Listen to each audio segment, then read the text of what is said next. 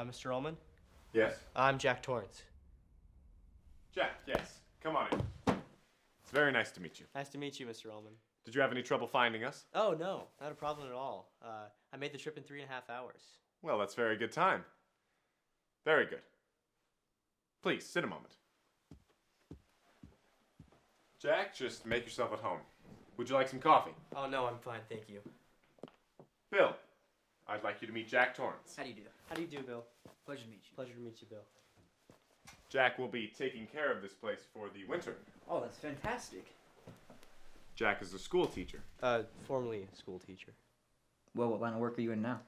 I'm a writer. Teaching has been more of a less of a way of making ends meet. Well, this ought to be quite the change for you. Well, I'm looking for a change. Let's see. Where were we? Yes, I was just about to explain that our season runs from February 4th to October 1st. And then we completely close down until the following year. Do you mind if I ask why you do that? It seems like Christmas here would be fantastic. Oh, it sure would be. But the problem is the enormous cost it would be to keep the road to the Sidewinder open. It's a 25-mile stretch of road. Gets an average of 20 feet of snow during the winter, and there's just no way to make it economically feasible to keep it open. When the land was purchased in 1907, there was little interest in winter sports, and, well, the site was chosen for its seclusion and scenic beauty. Well, it certainly got plenty of that. That's right. And did they give you any idea back home about what the job entails? Only in a very general way. Well, the winters here can be fantastically cruel, and the basic idea is to cope with the very costly damage and depreciation that can occur. This consists mainly of running the boiler, heating different parts of the house on a daily rotating basis, repairing any damage as it occurs, and making repairs so that the elements don't get a foothold. Well, that sounds fine to me. Physically, it's not a very demanding job. The only thing that can get a bit trying up here during the winter is the tremendous sense of isolation. Well, that happens to be exactly what I'm looking for. A few months of peace is just what I want. It's very good, Jack, because for some people, solitude and isolation can of itself be a problem. Well, not for me. How about your wife? How do you think she'll take to it? She'll love it. Well, before I let you loose, there is one other thing I think we should talk about. I don't mean to sound melodramatic, but it's something that's been known to give a few people second thoughts about the job. I'm intrigued. Now, I don't suppose anybody told you about the tragedy we had up here during the winter of 1980. I don't believe they did. Well, my predecessor in this job hired a man named Charles Grady as the winter caretaker. He came up here with his wife and two little girls of about 8 or 10. And he had a good employment record, good references, and from what I've been told, he seemed like a completely normal individual. But at some point during the winter, he must have suffered a complete mental breakdown. He ran amok and, he killed his family with an axe. The police, they thought it was what the old-timers used to call cabin fever, a kind of claustrophobic reaction that occurs when people are shut in together over long periods of time. Well, that's, quite a story. Yes, it is. It's still hard for me to believe that that actually happened here. But it did. And I'm sure you can appreciate why I wanted to tell you about it. I certainly can, and I can see why your people left it for you to tell me. Well, obviously some people can be put off by the idea of staying alone in a place where something like that actually happened. Well, you can rest assured, Mr. Ullman, that's not going to happen with me. And as far as my wife is concerned, I'm sure she'll be absolutely fascinated when I tell her about it. She's a confirmed ghost story and horror film addict.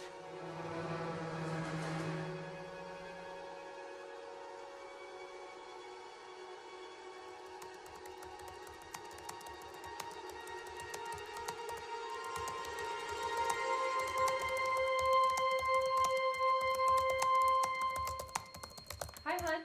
Hi. Make any progress on your writing? I did. I'm sure you'll think of something.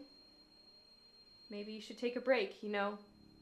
Give yourself some time to think. I don't have time for that. It needs to be finished before we leave this place, or else I'll never get it done. Well, everyone needs rest. Here, I'll go make you something to eat. How does that sound? Fine.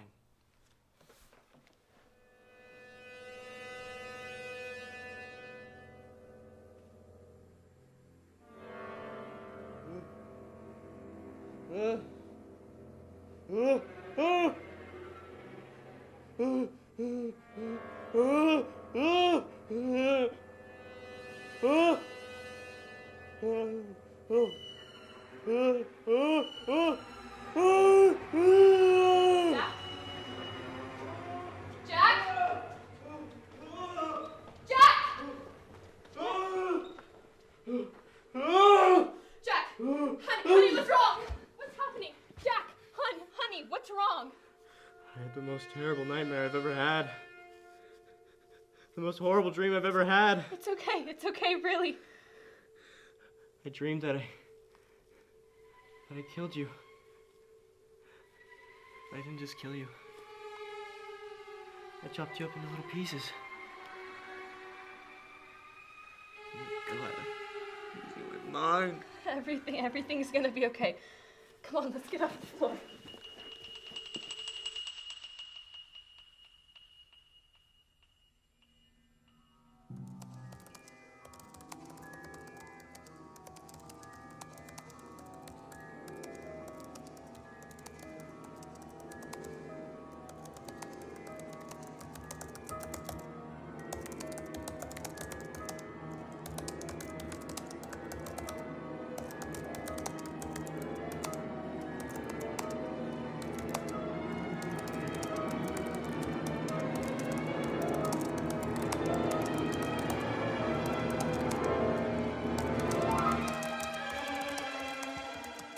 Hey, hon. How's it going? Fine. Got a lot written today? Yes. Heard the weather forecast is gonna rain. What do you want me to do about it? Oh, come on, hon. Don't be so grouchy. I'm not being grouchy. I just want to finish my work. Okay, I understand. Maybe I'll come by later with some sandwiches and maybe I can read some of your work. Wendy, let me explain something to you. Whenever you come in here and interrupt me, you're breaking my concentration. You're distracting me. It will then take me time to get back to where I was. Understand? Yes. Fine. Now we're gonna make a new rule. Whenever I'm in here and you hear me typing, whether you don't hear me typing, whether the fuck you hear me doing in here, when I'm in here, that means I'm working. That means don't come in. Now, do you think you can handle that? Yes. Fine. Why don't you start right now and get the fuck out of here? Okay.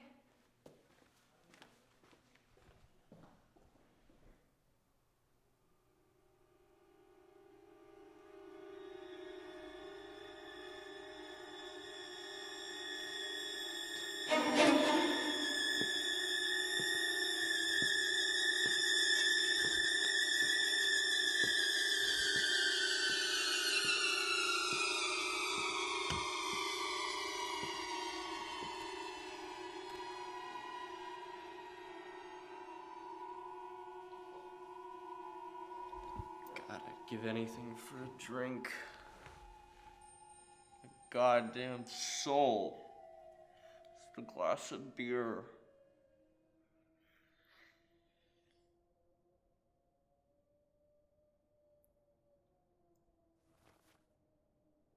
Hi, Lloyd. A little slow tonight, isn't it? Yes, it is, Mr. Torrance. What'll it be? Now, I'm awfully glad you asked me that, Lloyd. I just happen to have 2 20s and 2 10s right here in my wallet. I was afraid that they were going to be here till next year. So here's what. You slip me a little bottle of bourbon, a little glass, and some ice. You can do that, can't you, Lloyd? You're not too busy, are you? No, sir. I'm not busy at all. Good man.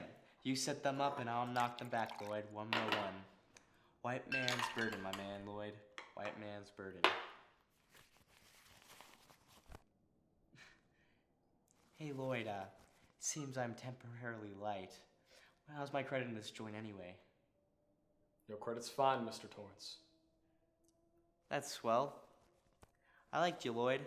I always liked you. You're the best goddamn bartender from Timbuktu to Portland, Maine.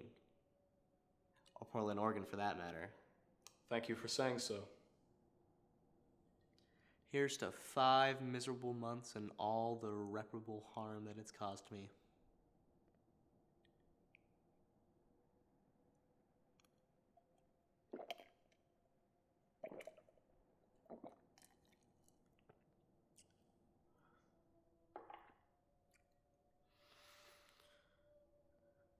How are things going, Mr. Torrance?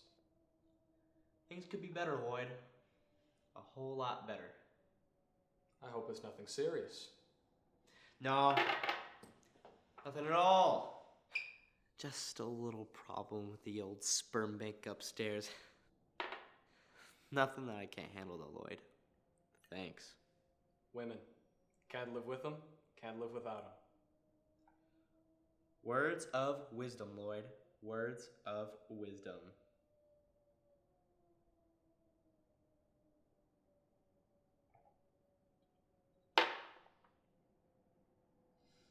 That bitch! She always gets in the way. Perhaps she needs a good talking to, if you don't mind my saying so. Perhaps a bit more.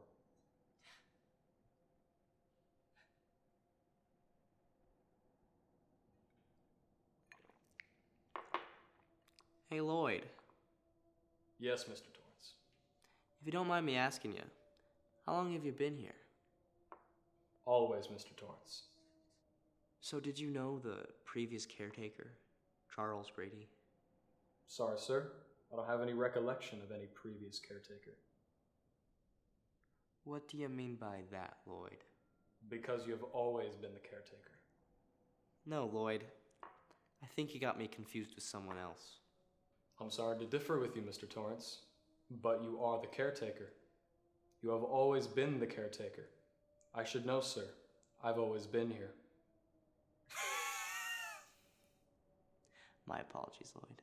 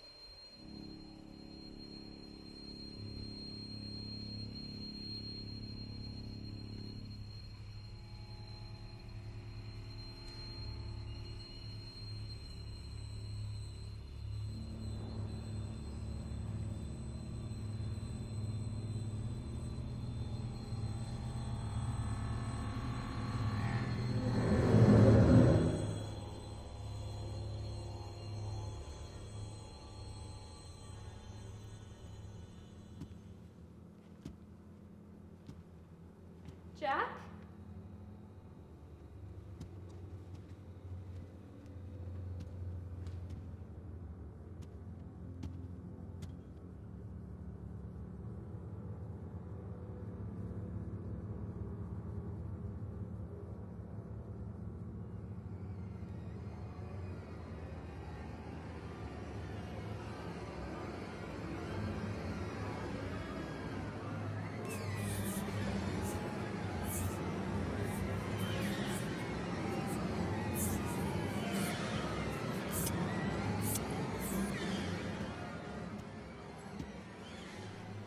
How do you like it?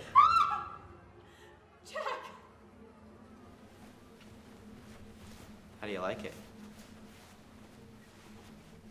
What are you doing down here?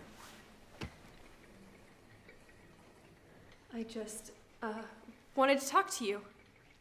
Okay, Let's talk.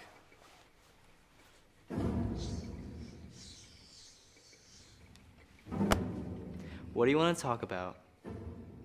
I can't remember. You can't remember. No, I can't.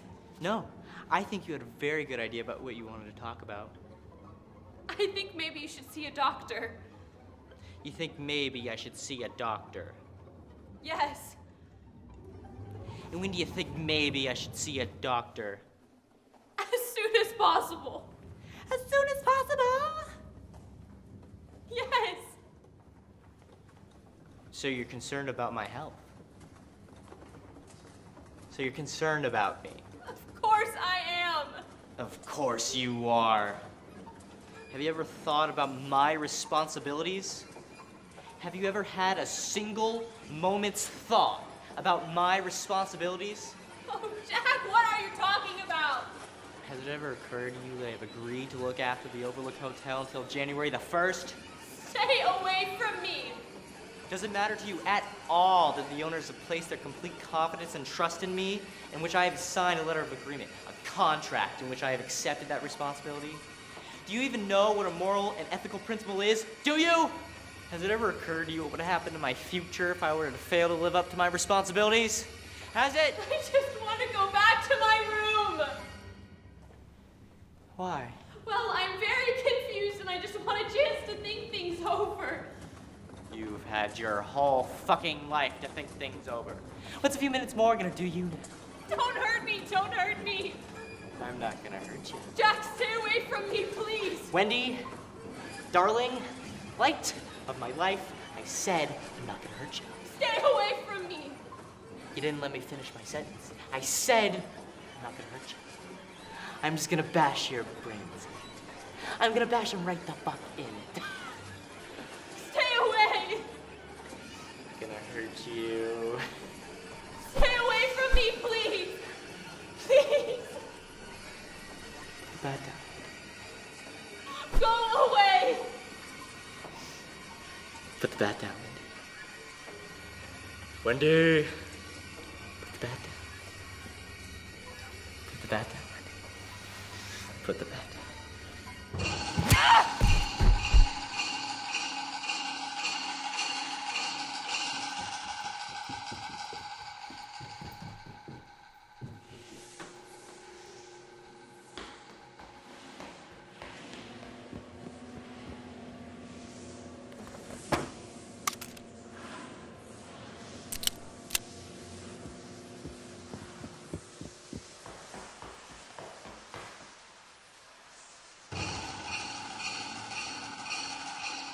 Please stay away. Wendy, darling, I promise, come back to me, and we can forget this whole thing ever happened.